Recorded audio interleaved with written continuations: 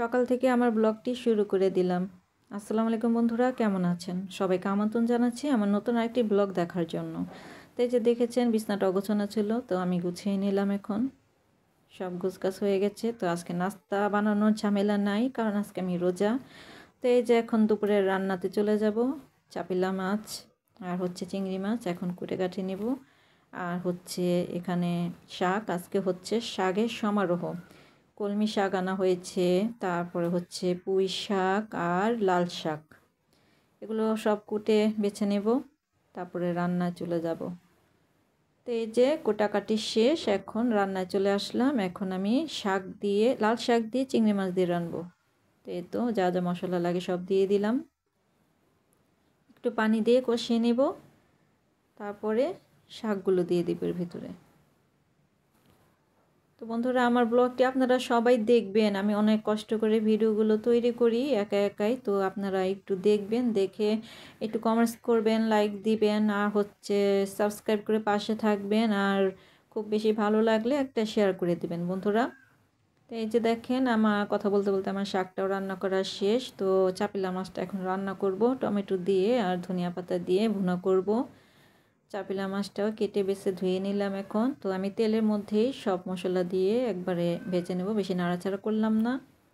তো এই যে দেখেন আমার মাছটি ভাজা হয়ে গেছে, আমি হালকা পাতলায় ভাজলাম। এই কড়াইতে রান্নাটা বসিয়ে দিব। পেঁয়াজ দিয়ে দিয়েছি বেশি করে, কাঁচামরিচ দিয়ে দিলাম। আমার ভিডিওটা একটা লাইক দিয়ে পুরো ভিডিওটা সবাই দেখবেন, কেউ কেটে কেটে ভিডিওটা দেখবেন না, সবাই পুরো ভিডিওটা দেখবেন। আর একটা লাইক দিবেন, আপনাদের একটা লাইক অনেক গুরুত্বপূর্ণ আমাদের জন্য। তো এই যে দেখেন আমি ঝোলটা দিয়ে দিচ্ছি, ঝোলটা ফুটে আসছে, এখন ভেজে রাখা মাছটি দিয়ে দিব। এই যে তেমন নাড়াচাড়া করব না।